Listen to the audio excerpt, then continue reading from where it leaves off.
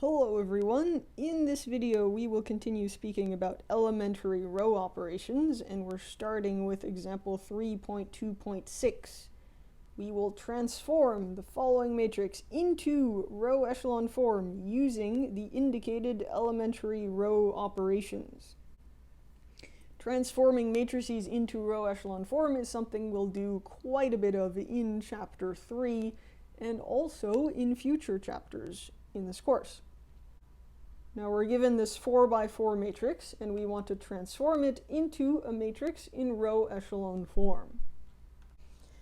Now remember that a matrix in row echelon form satisfies two conditions.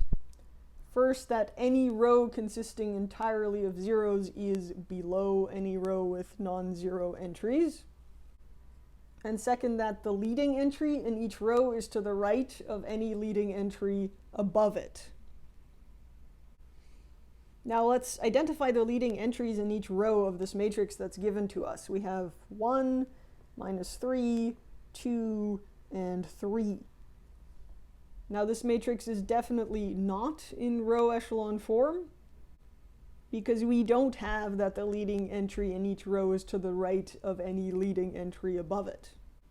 Right in that first column we have a stack of leading entries.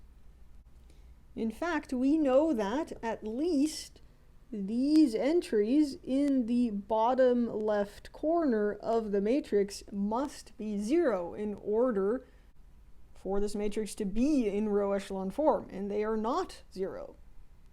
We're going to transform this matrix into a matrix in row echelon form using elementary row operations. The first elementary row operation is R2 plus 3 times R1. Row 2 is the row that's changing. The new first entry of row 2 will be the first entry of row 2 plus 3 times the first entry of row 1. -3 plus 3 times 1, that's 0. That's the new first entry of row 2. The new second entry of row 2 will be 6 plus 3 times -2. 6 plus 3 times -2, that's 6 minus 6, which is also 0. The new third entry will be -3 plus 3 times 1. -3 plus 3 times 1, again that's 0. And finally, -12 plus 3 times 4. -12 plus 3 times 4, that's -12 plus 12, which is also 0.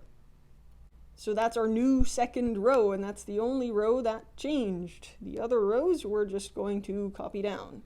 1, -2, 1, 4, 2, -8, -6, 9, 0, 3, 15, 0. Now remember that our goal is to transform this matrix into a matrix that is in row echelon form.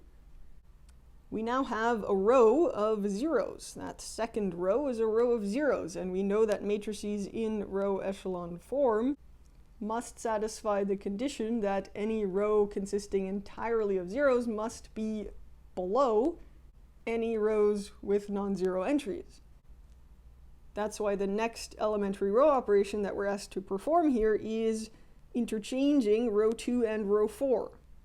Then that row of zeros will be on the bottom of the matrix. Let's do that. Let's interchange row 2 and row 4. So row 1 stays where it is. Row 2 is the old row 4, 0, 3, 15, 0. Row 3 stays, 2, -8, -6, and 9. And row 4 is now the row of zeros. So we're making some progress here. This matrix is still not in row echelon form, though. The leading entry in the third row is directly below the leading entry in the first row. We would like for that entry to be 0. Now, which row operation can we use in order to make that happen? Well, row 3 minus 2 row 1 will make that happen.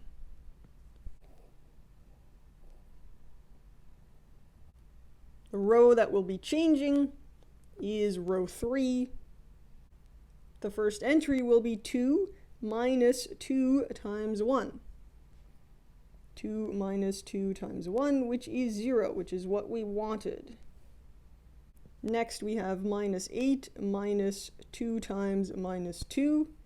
Minus 8 minus 2 times minus 2. That's minus 8 plus 4, which is minus 4. That's the second entry of the third row. Next we have minus 6 minus 2 times 1. Minus 6 minus 2 times 1. That's minus 8. And finally 9 minus 2 times 4. 9 minus 2 times 4, that is 1. So we have our new third row. The remaining rows stay the same. 1 minus 2, 1, 4, 0, 3, 15, 0, 0, 0, 0, 0. Now this matrix still is not in row echelon form. The leading entry in the third row is this minus 4, which is actually directly below the leading entry of the second row. The next elementary row operation we have is 1 over 3 times row 2, and so the only row that's changing now is the second row. Every entry in the second row will be multiplied by 1 over 3. So the first row stays the same. Then 0 times 1 over 3 is 0. 3 times 1 over 3 is 1. 15 times 1 over 3 is 5. 0 times 1 over 3 is 0.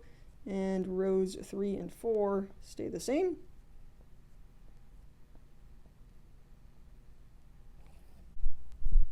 Now we still have the problem that the leading entry in the third row is directly below the leading entry in the second row.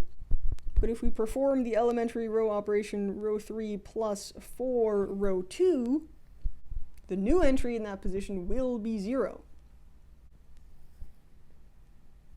And so the only row that will be changing is row 3.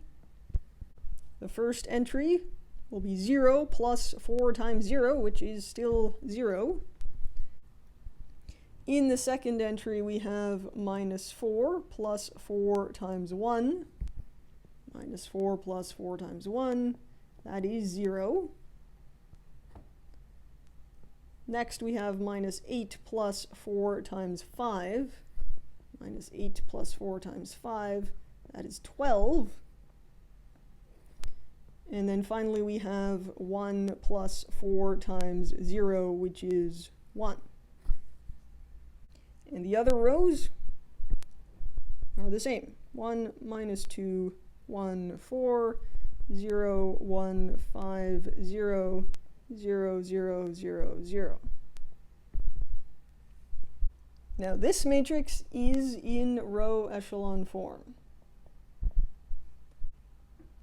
The row consisting entirely of zeros is below all of the other rows that have non-zero entries, and the leading entry in each row is to the right of the leading entry in the row above it.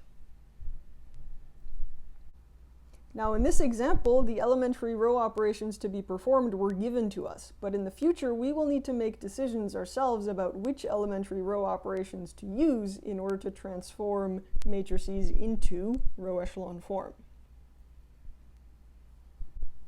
We now look at definition 3.2.5. Two matrices A and B are row equivalent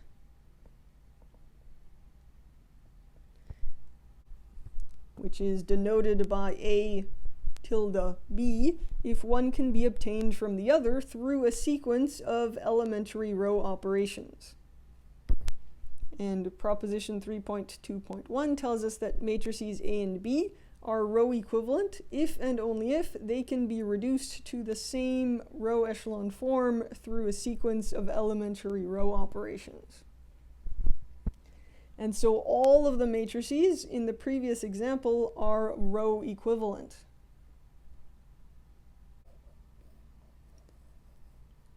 And finally, the method of transforming a matrix into a matrix in a nicer form, such as row echelon form, using elementary row operations, is called row reduction.